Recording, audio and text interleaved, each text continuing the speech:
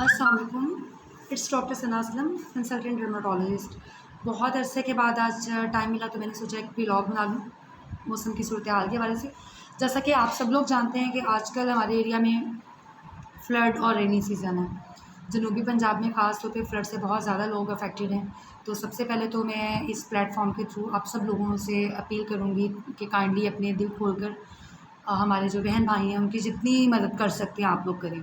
इसके लिए हमें ज़रूरत नहीं है गवर्नमेंट की तरफ देखने की, कोई हाई ऑफिशियल्स की तरफ देखने की। हम लोग अपना जितना हिस्सा डाल सकते हैं वो डालें। वो दुआओं की शक्ल में हो, कोई अद्वियात वगैरह की शक्ल में हो, कोई राशन की शक्ल में हो, कपड़ों जूतों की शक्ल में हो, कोई बिस्तर वगैरह देने की शक्ल में हो। जिस भी शक्ल में आप लोग जितना आसानी से कर सकते हैं काइंडली इस कार्य खैर में ज़रूर अपना हिस्सा डालिए।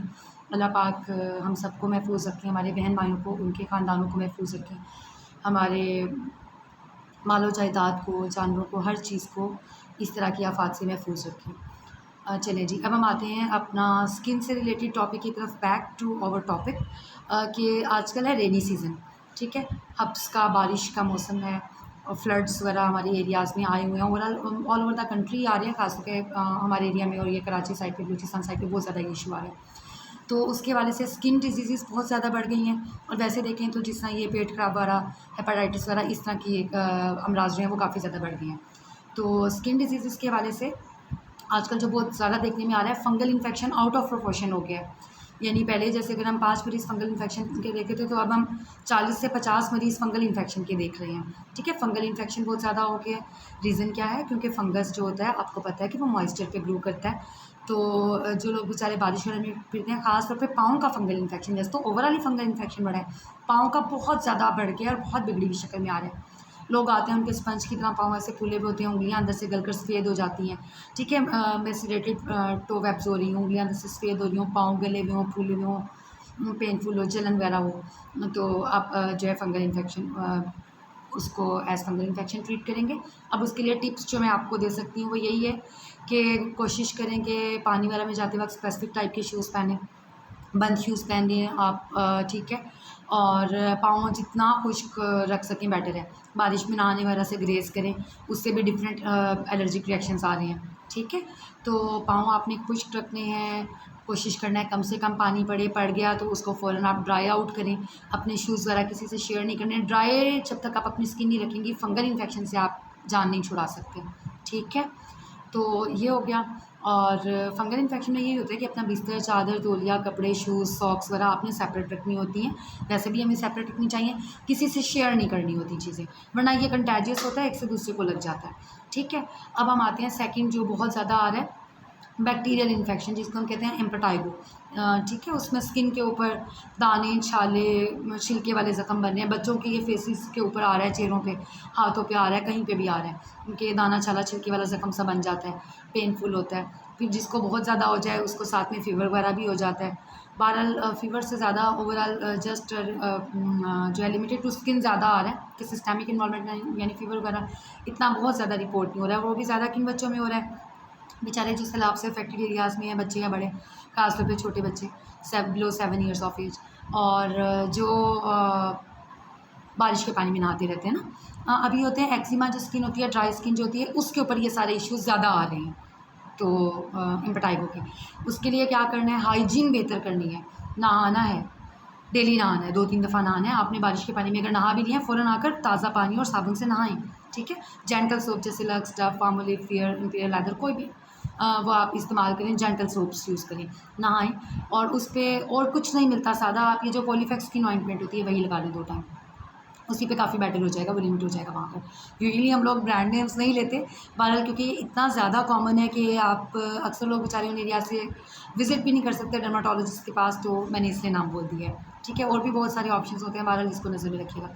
अब हम तीसरा जो बहुत ज़्यादा कॉमन देख रहे हैं, उसमें एक्जिमास वर्सन हो गए हैं, ठीक है। यानी जिनके ड्राई स्किन्स के इशू थे, उनके स्किन के ऊपर मज़ीद ड्राई हो गई है, कुछ की इतनी ड्राई हो गई है कि छिलका बनाने लग गया है। उसमें मैं कहूँगी क्योंकि ये सीज़न इस तरह का है, इसमें इन्फेस्टेशंस बहुत ज़्यादा हैं, तो एक्जिमा के लिए बेटर है आप जस्ट मॉइस्चराइज़ करने, बेटर नहीं होता तो आप डर्माटोलॉजिस्ट के पास आ जाएँ, कि आप ऐसे ही उस पे बाकी एक्जिमा की ट्रीटमेंट लगानी शुरू कर दें और पता चले नीचे फंगल पड़ा हुआ हो या इम्पेटाइगो पड़ा हुआ हो या कोई भी और इन्फेक्शंस पड़ा हुए हो, तो वो फिर वर्सन हो जाएगा। ठीक है, तो जस्ट मॉइस्चराइज़ करें, जेंटल सोप्स यूज़ करें, बारिश के पानी में नहाना है, सैलाब वगैरह कोशिश करें जितना पानी वाले एरिया से बच सकते हैं। ठीक है, और डाइट अपनी अच्छी रखें, इम्यूनिटी अपनी अच्छी रखें, मट्टी वगैरह से परहेज़ करें। अब जो चौथी चीज़ आ जाती है, ये 3 तो हमारे डिस्कस हो गए। स्कैबीज़, जो कि हमेशा से हमारे यहाँ बहुत ज़्यादा कॉमन है, पाकिस्तान में तो मतलब इतनी ज़्यादा कॉमन है, मैं कहती हूँ उसको पाकिस्तानी कौमी डिजीज़ ही कह देना चाहिए। वो अभी बढ़ गई है, काफ़ी बढ़ गई है, पहले भी बहुत होती थी लेकिन अब तो बहुत ज़्यादा हो गई है।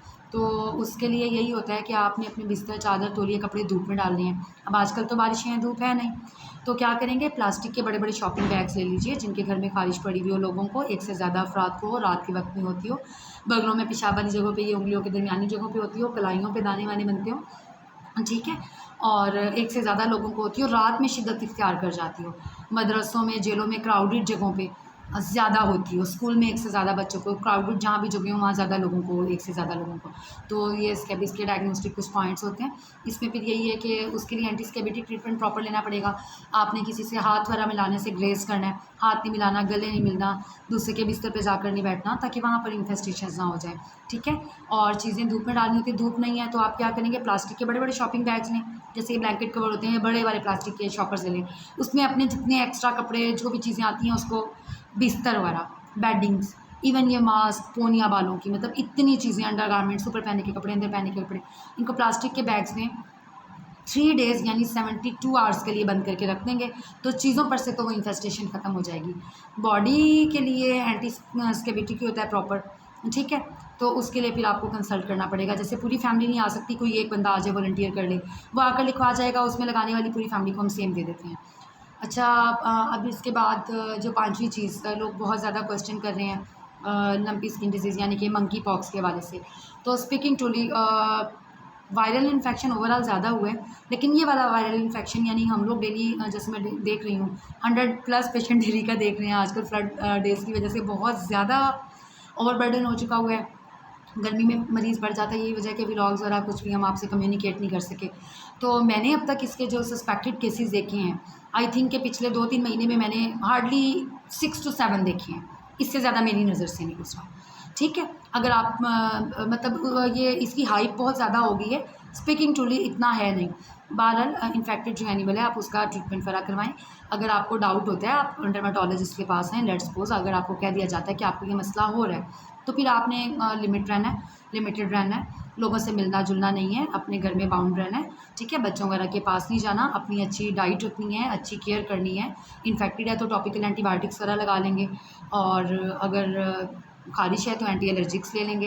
हाइजीन जितनी अच्छी रखेंगे, यानी अपनी सफाई सुथराई का ख्याल जितना रखेंगे और जितना लोगों से आइसोलेट रहेंगे, दैट विल बी बेटर। इसकी हाइप बहुत ज़्यादा है ह्यूमंस में, केस रिपोर्टेड हमारे पास, क्योंकि सबसे पहले तो हमारे पास ही आएगा ना जिसको स्किन पे हो रहा होगा। तो मैं अब देखने पिछले 2-2.5 महीनों में डेली का आप 100 पेशेंट लगा लें, कितने देख चुकी होंगी।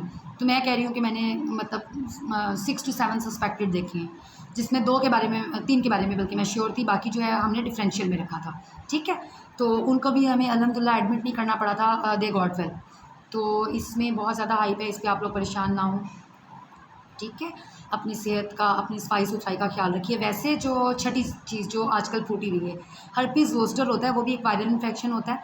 अमूमन ये अडल्ट्स में आता है, बहरहाल कुछ हमारे पास टीनेजर भी इक्का दुक्का रिपोर्ट हो जाते हैं, ज़्यादातर ये अडल्ट्स में आता है 20 साल से ऊपर। उसमें क्या होता है कि फेस पे, जिस्म पे, कहीं पे भी, टांगों पे, पेट पे, कमर पे, कहीं पे भी पट्टी की शक्ल में ना दाने निकलते हैं, टेढ़े टेढ़े से पट्टी की शक्ल में। उसमें पहले जलन होती है, चुभन होती है, रेडनेस आती है, छोटे छोटे पानी के छालों के या दानों के गुच्छे बन जाते हैं, गुच्छे होते हैं और पट्टी की शक्ल में टेढ़े से होते हैं, आगे पीछे दोनों तरफ जा रहा होता है, तो दैट इज़ हर्पीज़ ज़ोस्टर। उसके लिए फ़ौरन आपने एट द सेम डे कोशिश करें आकर ट्रीटमेंट करवाना है, क्योंकि उसका फ़ौरन ट्रीटमेंट एंटीवायरल स्टार्ट करनी होती है। ना करें तो उसकी तकलीफ़, जलन, चुभन वगैरह, उसमें से हीट सी निकलती रहती है और अजीबोगरीब सी उसकी पेन होती है, वो बहुत अनबियरेबल होती है। फ़ौरन ट्रीटमेंट स्टार्ट ना हो विदिन 48 आवर्स या मैक्सिमम कह लें 72 आवर्स, तो उसकी पेन प्रोलॉन्ग चली जाती है, खासतौर पे अगर एज 45 साल से ज़्यादा है। ठीक है, आपको डायबिटीज़ है या कोई भी कोमॉर्बिड कंडीशन है, यानी कोई भी साथ में बीमारी है, हार्ट पेशेंट है, डायबिटीज़ है, कोई और इस तरह का मसला है, लंबा चलने वाला क्रॉनिक डिजीज़ है, तो फ़ौरन आपने कराना है। गुच्छे की शक्ल में दाने बनेंगे, गुच्छे गुच्छे दानों के होंगे, स्कैटर्ड होंगे, बीच में स्किन स्पेयर्ड होगी और वो पट्टियों की शक्ल में चलते हैं आगे पीछे, चेहरे पे भी आ सकते हैं। बहुत उसमें पहले जलन चुभन होती है और उसकी ना मतलब जलन चुभन लोग कहते हैं कि साड़ हो रहा है जी, अब मुझे नहीं पता वो साड़ क्या चीज़ है, शायद बर्निंग होती है, मतलब इस तरह से वो हो रहा होता है, ठीक है। तो उसको आपने एट प्रायोरिटी ट्रीटमेंट करवाना है, उसकी एंटीवायरल हमने फ़ौरन स्टार्ट करनी होती हैं। इसके अलावा एक और जो सातवीं चीज़ जो बहुत कॉमन आ रही है, क्योंकि बरसात का मौसम है, सैलाब का मौसम है, बारिशों का मौसम है और आजकल फसलों वगैरह का भी लोगों का बेचारों का बुरा हाल है, ज़ाहिर उन्हें देखने जाना पड़ता है चीज़ें। तो कीड़ा काट कर इंसेक्ट बाइट रिएक्शन, इसमें क्या होता है कि छाला सा बनता है, साथ पर्पलिश सा या रेडिश सा उसके अराउंड सराउंडिंग एरिया होता है और एक जगह पे बस होता है वो, एक या दो जगह पे, 2-3 भी हो सकते हैं। और जलन बहुत होती है, एकदम आता है कि रात को सोए आ गया या घर जाते आ गया, पता भी नहीं चलता कि कौन सा कीड़ा काट गया या क्या हुआ। उस पे बड़ी सादा सी जो है ना अपने एंटीबायोटिक विद माइल्ड स्टेरॉइड हम लगवाते हैं उसमें और हल्का उसको मॉइस्चराइज़ करें। अगर बहुत ज़्यादा जलन चुभन है तो आप उसके साथ एंटीहिस्टामिन ले लें। तो इंसेक्ट बाइट रिएक्शन सुन्नत भी है, देखिए बिस्तर झाड़ कर सोना है, बाहर सो रहे हैं तो मच्छरदानी वगैरह लगा कर सोने की कोशिश करें रात के टाइम, क्योंकि कीड़ों का मौसम है, ठीक है, कीड़ों का और इन चीज़ों का। तो कोशिश करें कि आफ्टर इवनिंग मतलब मगरिब के बाद कम से कम निकलें। इसमें यही कुछ मसाइल थे जो मुझे लगा कि हमें डिस्कस करना चाहिए। तो काइंडली ख्याल रखिएगा अपना, अपने प्यारों का, उन लोगों का जिन्हें हमारी मदद की ज़रूरत है, उन लोगों का जिनके घर बाल बच्चे मवेशी सब कुछ बह रहा है। अल्लाह पाक रहम करें, हम सबको महफूज रखें। देखते हैं तो बड़ा दिल दुखता है। दुआ कीजिएगा, जितना हिस्सा डाल सकें डालिएगा, अपना अपनी सेहत का ख्याल रखिएगा, खुश रहिए, दूसरों को खुश रखिए, खुशियाँ जो है बांटें ताकि आपको भी खुशियाँ मिलें। दुआ में याद रखिएगा। All the best. कोई क्वेश्चंस हो आपके तो कमेंट्स में कर दीजिएगा, मैं कोशिश करूँगी उस पर भी कोई ना कोई व्लॉग बना दूँ इंशाल्लाह।